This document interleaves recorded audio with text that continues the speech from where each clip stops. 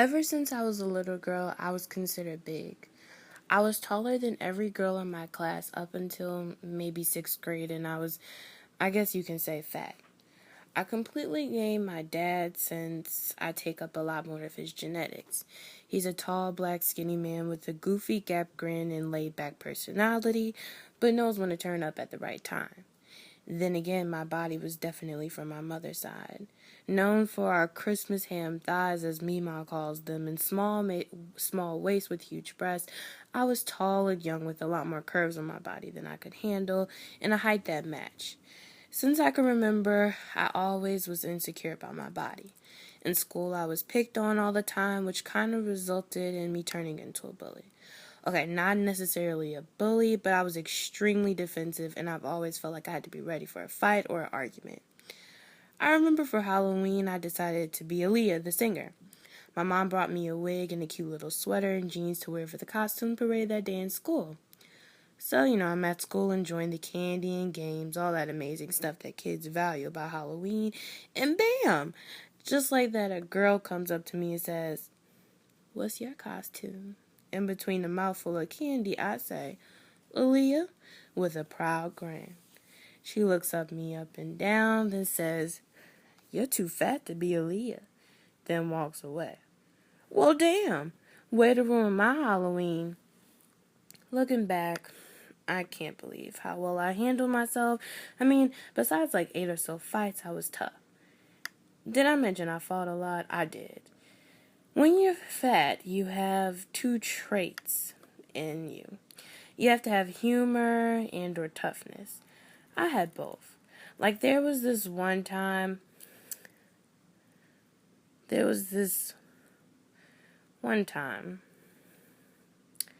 when I was walking, and a boy named Reggie, he started singing this song called Fatty Girl. So so I'm like walking to the schoolyard, and here he comes singing about loud as hell. Niaja, fatty girl, fatty girl. I pretended not to hear him and put my hands in my pockets and breathed in and out. But then, before I knew it, I grabbed him. And I was on top of him, scratching and pushing him down to the ground. "I hate you," I screamed. And in just an instant, I was the Hulk at only the age of 6. Crazy, right? I was escorted to the office, tears streaming down my face, snotty-nosed and all. Then they would call Tonya, that's my mom, and well, all hell would break loose. Parents don't really understand when you come home talking about, "He called me fat."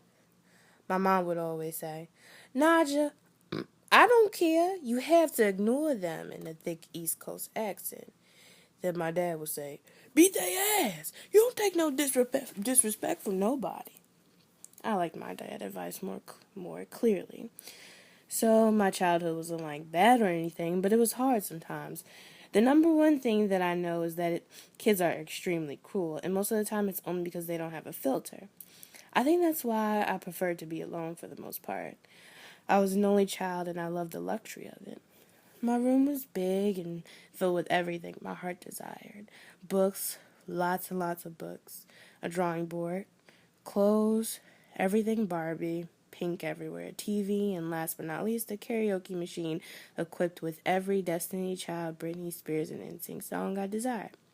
I spent a lot of time reading and really just learning in my room. I accepted the fact that I was fat, and every book and movie took me away from it.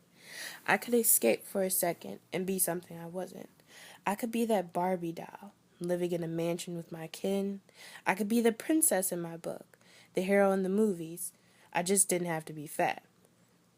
Now, before y'all start to think I was crazy, I did in fact have friends. This girl named Gabby who lived across the street from me, and then my grandparents. Yes, my mom, papa are my life, my loves, my everything. Every weekend, my mom would drop me off to my grandparents' house, and the real magic began. They lived in a big white house with blue shutters and a huge willow tree in the front yard in the suburbs of Philadelphia. My Mima was from Jacksonville, Florida, with the biggest accent in the world. She loved cooking for me. Then there's my beloved Papa from Sierra Leone, Africa, with a slight accent and the biggest brain full of information I never knew existed. Nash, come on down here and get some food. Naima too. Eat some more. You are not full. There's plenty to go on. Yes, Mima and Papa showered me with food and love. My mom told me when I was a baby, Papa would sit me on his lap and feed me small grains of rice and stuff. She blamed them too. I didn't mind. Lesson number 2, when you're fat, food is your everything. Food makes you happy. Because it doesn't make fun of you, it doesn't judge you, or sing fatty to you either. It's just there waiting to be eaten, and it made me happy.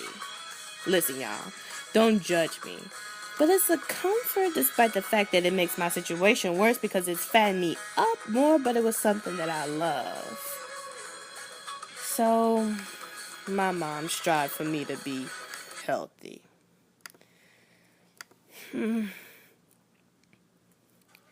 didn't really work, but like I said, she tried.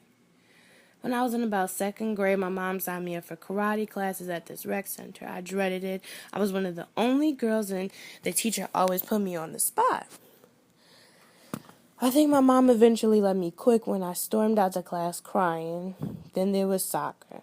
Now I'm not really sure if I understood the concept of it because I insisted on kicking anything. Like I would be so intense about kicking that ball, I found myself kicking girls and pushing to get to it. Once it was over, Toya didn't look back, and quite frankly, neither did I. And last but not least, there was dance.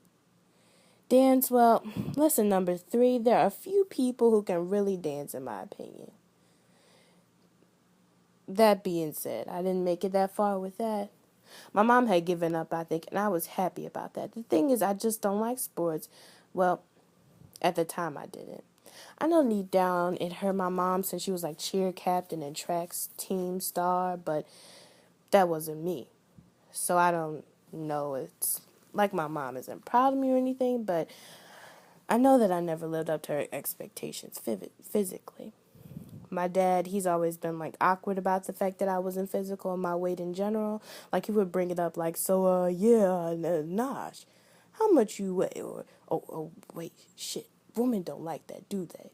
Like, what? Parents are weird. So let's fast track. I'm in junior high, now living in Chicago with my mother. I was still fat and somewhat growing. You know, it's this weird thing called puberty, and when it hits, it's extremely hard. I mean, I was going through this phase where I was a per se tomboy. I wore lots of hoodies, listened to gangster rap, and thought it was cool to put my middle finger up at people randomly. I was cool. Anyway, in junior high, I started growing fast. Suddenly, I had grapefruits popping through my shirt, and whenever I talked to a boy, he looked down instead of in my eye. In fact, I knew things were officially different when I stretched in my chair at dinner one day, and my dad yelled, "Wait, you have boobs now?"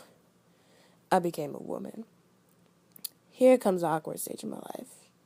I was still fat and still got picked on, but the thing was that boys were finally starting to notice me slightly. I mean, except maybe not. Maybe it was only in my mind because boys would look at me, but it never went further than that. That's pretty much my love life till this day. Once I wore shorts to school and I walked into English, think I was doing something, when a boy says, "Thunder thighs," and he was my crush. I was so hurt, I don't know if I cried or how I reacted, but I remember being hurt. And that's when the gothic phase in my life started. I started wearing rock band shirts and skinny jeans. I was tweaking hella hard. But the thing is, I was able to use it as a cover-up because I was dark and unnoticeable. I was the epitome of dark ages, honey. My mom hated it. I always hear on the phone like, Yes, I swear I hear her going to this crazy, listening to all this white people music and dressing in them clothes. I just don't know. I wasn't crazy though. I was just misunderstood. Eventually, I grew out of that phase, thank God. So the next chapter of my life was high school. Yes, beloved high school, home of the Vikings. And let me start out and say that high school is when I really began to understand who I was exactly. During my senior year, I met a guy. I won't say any names. We became extremely close as friends, and I grew to love him as a person. He always told me I was beautiful. Now, I never needed a man to tell me I was beautiful to know that I truly was, but it definitely does make a difference, because it's one of these things for you to say it, but you could be lying to yourself. So to hear it come from someone who is truly genuine about it makes hell of a difference. Whenever we talked, he would say things like, "There's no way you're single. You're beautiful, Niaja. Like, I'm really surprised." I remember one day I was in the mirror staring at myself and I felt happy.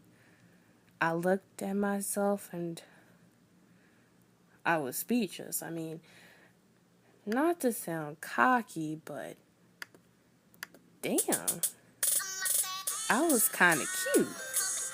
Everything that I ever got made of was something that I now value. Like, I was fat, but no, I really wasn't. I was thick. I was curvy with a timeless hourglass figure.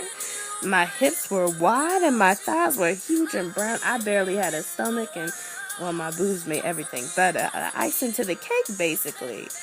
It does take time to realize you're beautiful, but for me, when I finally did realize it, I was happy. I was relieved because I could finally be comfortable in my skin.